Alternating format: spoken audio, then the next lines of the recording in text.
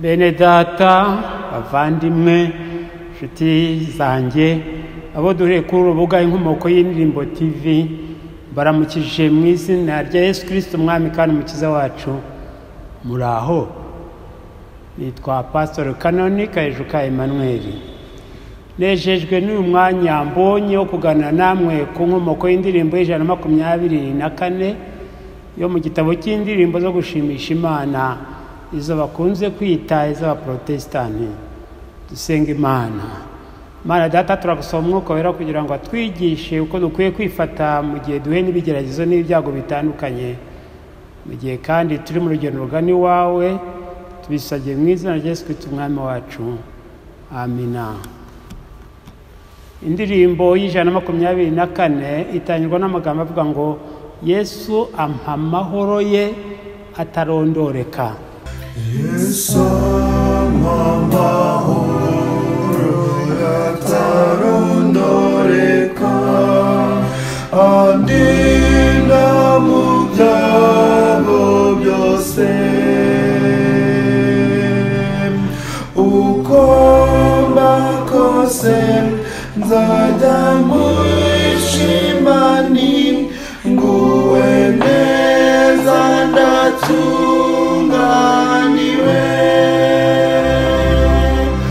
Ni nimero 34 mu gitabo cy'indirimbo zo guhimbaza Imana, izo bakunze kwita iz'Abadventiste umunsi wa karindwi mu Rwanda, kandi ni nimero y'Ijana-na-24 mu gitabo cy'indirimbo z'Abaprotestanti b'i Burundi, na nimero 274 mu gitabo cy'indirimbo z'icyongereza cyitwa Golden Bells, ni nimero 743 mu gitabo cy'indirimbo z'igifaransa cyitwa Chant de Victoire, ni nimero kandi 256 mu gitabo cy'indirimbo z'icyongereza cyitwa Christian Service Songs. Indirimbo y'Ijana-na-24 yavuga ngo Yesu ampa amahoro ye atarondoreka. Yesu ampa amahoro atarondoreka, andinda mu byago byose. Uko mba kose nzajya mwishimani, nguwe neza ndatunganiwe. Iyo ndirimbo ishingiye ku magambo aboneka muri Zaburi 46 umurongo wa mbere, avuga ngo Imana niyo buhungiro bwacu, niyo itwongera imbaraga, n'umutabazi uduhora hafi ngo atuvane mu makuba. Nasomye muri Bibiliya ijambo ry'Imana. Iyi ndirimbo yahimbwe n'umuntu witwa Horatio Gates Spafford, yavukiye muri New York muri Amerika ku itariki ya 20 Ukwakira umwaka w'1828, atabaruka tariki ya 16 Ukwakira umwaka w'1888. Yari yarize iby'amategeko, ariko akikorera ku giti cye kandi agakunda no gukorera itorero rye. Ari umujyanama mu itorero ry'Abapresbyterienne. Yari yarashoye umutungo munini cyane mu mujyi wa Chicago muri Amerika. Mu mirimo ye yakoreraga muri Chicago, yari inshuti ya bugufi y'umubwirizabutumwa w'ikirangire muri icyo gihe witwaga Dwight Moody. Spafford yitaga ku bikorwa bya Kristo cyane, yakundaga kuririmba indirimbo zivugabutumwa, kandi ari umunyabwenge ukunda Imana cyane, kandi agakunda gusoma ibyanditswe byera. Spafford yaje guhura n'ibyago bikomeye kandi byaje byikurikiranya. Yabaje gupfusha umwana w'umuhungu.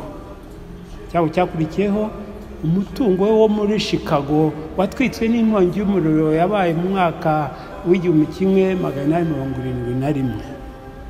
Cyaho cya gatatu, kuko yashakaga kubana na Dwight Moody mu giterane cy'ivugabutumwa yari agiye gukorera mu Bwongereza, ndetse agakurikira indirimbo n'ubutumwa bya Ira David Sanke yakundaga, Sanke yari umuririmbyi n'umuvugabutumwa usizwe amavuta y'umwuka. Uwo Sanke yavutse tariki ya 28 Kanama umwaka w'1840, atabaruka tariki ya 13 Kanama umwaka w'1908. Yabaga hafi cyane mu biterane bya Modi wari waramuhamagariye kumufasha mu murimo we. Mu mwaka w'1873 Spafford yohereje umugore we n'abakobwa be 4 yari asigaranye ngo mubanzirize imbere maze azabasange mu Bwongereza nyuma y'igiterane bazafatire ikiruhuko. Tariki ya 22 Ugushyingo umwaka w'1873 ubwato umugore we n'abana barimo bugongana n'ubundi bwato maze burarohama. Abantu 226 baguye muri iyo mpanuka, harimo b'abakobwa 4 ba Spafford. Umugore wa Spafford yashoboye kurokokana n'abandi bake cyane barokotse iyo mpanuka. Umugore wa Spafford Anna ageze mu Bwongereza atuma ku mugabo we amubwira ishyano yahuye naryo. Spafford yahise ategura urugendo rwo gusanga umugore mu Bwongereza bakifatanya mu kababaro n'agahinda. Spafford yasabye ko nibageraho ubwato bwarohamiye bahamwereka. Ahageze ahabonye arimo gutekereza ibyabaye, asa n'utaye umutwe. Muri we haza amagambo avuga ngo Yesu ampa amahoro ye atarondoreka, andinda mu byago byose, uko mba kose nzajya nishima nti nguwe neza ndanezerewe. Ayo magambo yaramuhumurije cyane, aramukomeza. None yaje kuba igice cya mbere cy'iyi ndirimbo. Nyuma yahimbye n'amagambo y'ibindi bice by'iyo ndirimbo. Ni nawe wahimbye n'igice gisubirwamo kivuga ngo ni neza ndatuje, nguwe neza ndatunganiwe. Ijwi ry'indirimbo ryo ryahimbwe n'uwitwa Philippe Paul Bliss. Iyi ndirimbo yasohotse bwa mbere mu icapiro umwaka w'1876. Igice cya mbere Spafford arahamya ko Yesu atanga amahoro atarondoreka no mu bihe by'ibyago bikomeye nk'ibyo yarimo icyo gihe. Igice cya kabiri Spafford aravuga ko amakuba yahuye nayo yatejwe n'umwanzi Satani. Aragira ati Satani yandeya kandasimyambiye njameshwa maho. Kandi koko Satani yateza ibyago abizera Yesu. Yesu nawe yarahamije muri Luka igice cya 22:31-32 agira ati yewe Gasimoni, Satani yabasabye Imana ngo abashungure nk'uko bashungura ingano. Icyakora we nagusabiye ku Mana kugira ngo utareka kunyizera, kandi numara kungarukira uzakomeze abavandimwe bawe. Ibyo Spafford yashimiye Imana si abantu bose bashobora kubiha agaciro, kuko yayishimiye ko yamubabariye ibyaha. Yongera yishimira ko hari igihe kizagera akazahuzwa amarira yarize kubw'ibyago uhe nabyo igihe azaba avuye kuri iyi si. Icyo ni igihe azaba yinjiye mu bwami bw'Imana mu ijuru. Muri Yohana igice cya 14:1-3 Yesu bwe yahumurije abigishwa be ababwira ati ntimuhagarike imitima yanyu, mwizere Imana nanjye munyizere. Mu rugo rwa Data hari amazu menshi, yaba bitaba bityo simba narababwiye ko ngiye kubategurira umwanya. Nuko rero ningenda nkamara kubategurira nzagaruka mbajyaneyo kugira ngo aho ndi namwe muzabeyo. Ukwezi kwa 8 umwaka w'1881 Spafford n'umugore we bimukiye Yerusalemu muri Isirayeli, aho batangiye gufasha abakristo b'Abayisilamu n'Abayahudi bahura n'ibibazo by'imibereho. Abo bose kandi babibonagamo. Bafashe umuhungu w'umusore w'Umuyahudi baramurera. Spafford yapfuye azize malaria, tabaruka Yerusalemu, ashyingurwa mu irimbi ryo ku musozi Siyoni. nawe nteze amatwi ndagusaba kujya wibuka gushimira Imana imbabazi yakugiriye ubwo yatanga umwana wayo Yesu Kristo agapfa urupfu rubi ku musaraba ku bwawe nanjye. Kuri uwo musaraba yikoreye ibyaha n'ibyago byacu nk'uko Sipafode abivuga mu gice cya 3 cy'indirimbo agira ati ibyaha byanjye yabyikoreye byose ntiyashigaje na kimwe byabambwe byose ku musaraba we Yesu ashimwe yarangijije.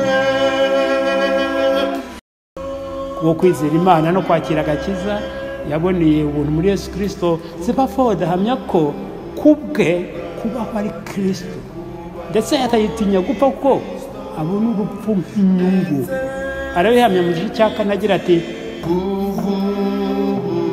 kubwanjye kubaho ni Kristo ndetse singitinya gupfa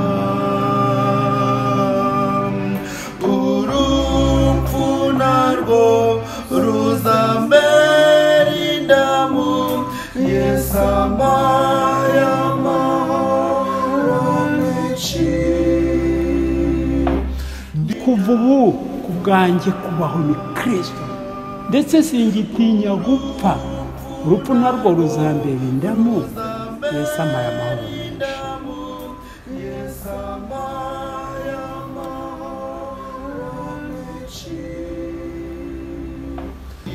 Mwene data muri Kristo muvandimwe kandi inshuti yanjye, ushobora guhura n'ibibazo bitandukanye bikubuza amahoro, ariko ugomba kuzirikana iyo tujya nk'uko Sipafode bivuga ati mumenye iyo tujya ni ibwami mu ijuru ntabwo ari kuzimu mumva.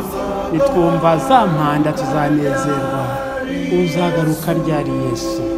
Igihe tugejeje kugaruka kwe, reka tumwizere, tumuhange amaso kandi tumusabe kutwongera imbaraga. Mana yacu turakwinze kugira ngo mu izina rya Yesu utwongere imbaraga zidufasha kurwana tunesha kandi dutegereje kuzambuka ubwiza bwawe ubwo tuzatugeza mu gihugu cyo mu ijuru aho Yesu yagiye gutegura imyanya. Mu izina rya Yesu bisabye, amina.